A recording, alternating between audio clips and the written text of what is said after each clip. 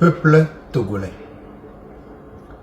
par le pouvoir qui me sont conférés et par l'article 150 de notre Constitution,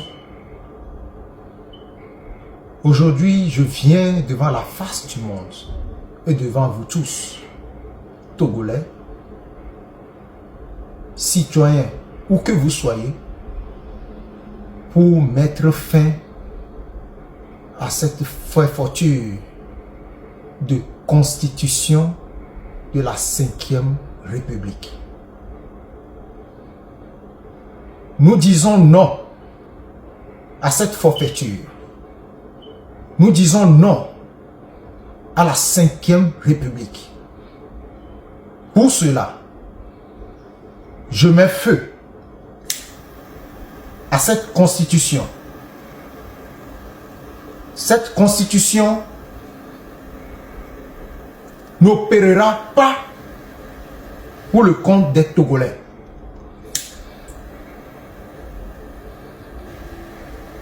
À partir de maintenant, tout gouvernement qui a été formé par M. Faure Gnassingbé au travers de cette constitution est annulé. Ils n'ont plus de pouvoir.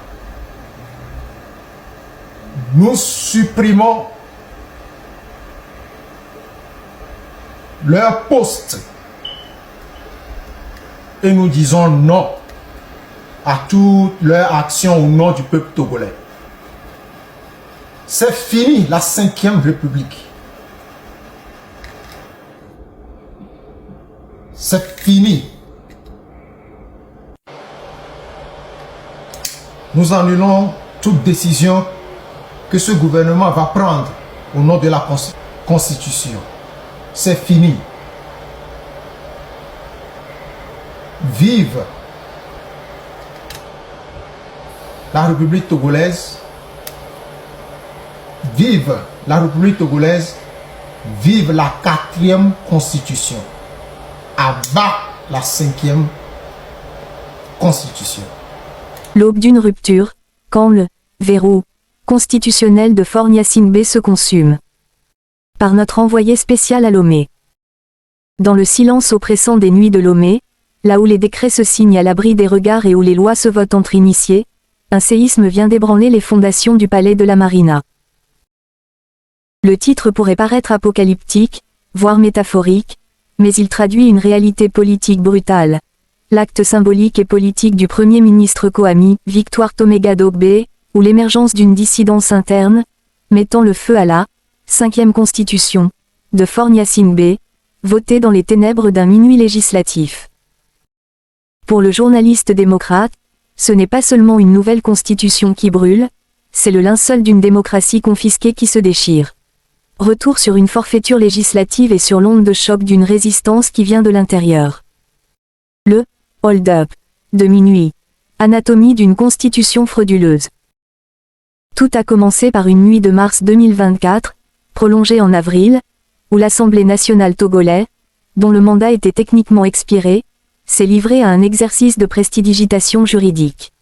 Sans débat public, sans référendum, et surtout sans le consentement du souverain primaire, le peuple, le régime a basculé le pays d'un régime semi-présidentiel vers un régime parlementaire. L'obscurité comme mode de gouvernance. Pourquoi voter une loi fondamentale à minuit? Dans toute démocratie digne de ce nom, la Constitution est un contrat social. Elle se discute au soleil, dans les universités, sur les places publiques, et se valide par les urnes. Au Togo, elle a été traitée comme un règlement intérieur de partis politiques. Voter à minuit, c'est admettre que l'acte ne supporte pas la lumière de la critique. C'est le signe clinique d'une autocratie qui a peur de son propre peuple. Le stratagème du président du Conseil. La fraude ne réside pas seulement dans la forme, mais dans le fond. En créant le poste de président du Conseil des ministres, le régime de Faure Gnassingbé a trouvé l'astuce ultime pour contourner la limitation des mandats présidentiels. Désormais, le véritable pouvoir n'est plus à la présidence devenue honorifique mais à la tête du gouvernement, élu par les députés. Or, avec une assemblée verrouillée par le parti UNIR, Faure Gnassingbé s'assure une présidence à vie sans avoir à repasser devant le suffrage universel direct. C'est une monarchie républicaine déguisée en parlementarisme. L'acte du Premier ministre, un suicide politique ou un sursaut de conscience. L'information a fuité comme une traînée de poudre. Le Premier ministre Kouami aurait exprimé une résistance, un refus de cautionner jusqu'au bout ce texte qui enterre l'alternance. En mettant le feu, symboliquement ou par le blocage institutionnel, à cette 5e constitution, elle brise le dogme de l'unanimité de façade qui entoure le clan Gnassingbé depuis 1967. La fin du monolithe. Depuis des décennies, le système RPT-UNIR repose sur une loyauté absolue. Voir une figure de proue du gouvernement dénoncer le caractère frauduleux de ce texte est un événement sans précédent. Cela signifie que même au sein de l'appareil d'État, l'indécence de cette réforme a atteint un point de rupture. Le feu mis à la Constitution est celui de la vérité contre le mensonge d'État. Le poids de la responsabilité historique. Victoire Toméga Dogbe, par ses racines et son parcours, c'est que l'histoire est une juge impitoyable. Participer à l'enterrement de la Constitution de 1992, celle pour laquelle le peuple a versé son sang, est une tâche indélébile. Ce sursaut, s'il se confirme, marque peut-être le début d'une transition où les technocrates du régime choisissent enfin la patrie plutôt que le parti. 58 ans de dynastie. Le poids mort du système Gnassingbé. Pour comprendre pourquoi cette 5e constitution est un crime contre la démocratie, il faut regarder le rétroviseur. Le Togo détient le triste record de la plus vieille dynastie politique d'Afrique. De Gnassingbé et Yadema à Faure Gnassingbé, le pays est devenu une propriété privée. L'illusion de la réforme. À chaque cri, le régime promet une ouverture. On nous a vendu la modernité. Le plan national de développement, la décentralisation. Mais chaque réforme n'est qu'un nouvel emballage pour le même produit, le maintien au pouvoir d'un clan et d'une oligarchie militaire. La 5e constitution est l'étape finale de cette métamorphose, transformer le Togo en un système où le peuple est totalement évincé du choix de son dirigeant principal. La fatigue d'un peuple. Le Togolais moyen ne demande pas des formules juridiques complexes. Il demande de l'eau, de l'électricité, des hôpitaux qui ne sont pas des mouroirs, et surtout, la dignité de pouvoir dire « mon vote a compté ». En supprimant l'élection présidentielle au suffrage direct, le régime dit au peuple « votre avis ne nous intéresse plus. Nous nous élisons entre nous ». La réaction de la rue et de la diaspora, le réveil du Grand Togo. Si le palais brûle d'incertitude, la rue, elle, bout d'une colère contenue mais profonde. La résistance démocratique ne se limite plus aux partis politiques traditionnels, souvent affaiblis ou divisés. Elle est devenue citoyenne. Le rôle de la société civile. Les organisations de défense des droits de l'homme, les églises et les syndicats ont tous dénoncé cette forfaiture. Le message est clair, une constitution votée par des députés dont le mandat est expiré n'a aucune valeur juridique ni morale.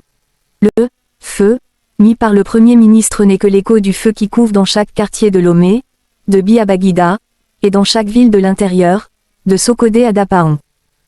La diaspora, le poumon de la résistance. Jamais la diaspora togolaise n'a été aussi unie. De Paris à Washington, les Togolais de l'extérieur harcèlent les chancelleries pour qu'elles cessent de soutenir ce laboratoire de la dictature, en Afrique de l'Ouest. Pour eux, cette 5e constitution est la provocation de trop. Les implications géopolitiques, le Togo, mauvais élève de la CEDEAO. Dans une coup d'État militaire, le Togo vient d'inventer le coup d'État constitutionnel, en gants blancs. Le silence complice des institutions internationales. La CEDEAO, souvent prompte à condamner les militaires au Mali ou au Niger, semble étrangement aphone face aux manipulations constitutionnelles de Lomé. Pourtant, l'instabilité vient aussi de ceux qui manipulent les lois pour s'éterniser. En laissant passer cette 5e constitution, la communauté internationale prend le risque de voir le Togo basculer dans une crise sans précédent. Un danger pour la sous-région. Le modèle togolais, changer la constitution pour rester au pouvoir, est un poison pour les jeunes démocraties voisines. Si Faure Gnassingbé réussit son pari, d'autres seront tentés de suivre. C'est pourquoi le geste de rupture du Premier ministre, si tant est qu'il soit suivi des faits, est un signal d'espoir pour toute l'Afrique. En conclusion, vers une transition inévitable. Le feu est mis. Que les cendres soient celles d'un vieux système ou celles des espoirs d'un peuple, tout dépendra des jours à venir. Mais une chose est certaine. Le Togo ne sera plus jamais le même après ce vote de minuit. La 5e constitution est née morte, car elle n'a pas le souffle de la légitimité. Elle n'est qu'un papier froid, un bouclier juridique pour un homme seul face à son destin. L'acte de courage, réel ou symbolique, imputé au Premier ministre Kouami montre que la digue craque. En tant que journaliste démocrate, notre rôle est de maintenir cette flamme de la vigilance. On ne construit pas une nation sur le mensonge, la fraude et l'obscurité. Le Togo mérite mieux qu'une présidence à vie déguisée en système parlementaire. Il mérite une aube nouvelle, où la Constitution sera le reflet de l'âme du peuple, et non le testament d'un régime aux abois. Lomé se réveillera, et ce jour-là, aucune constitution votée à minuit ne pourra empêcher le soleil de se lever.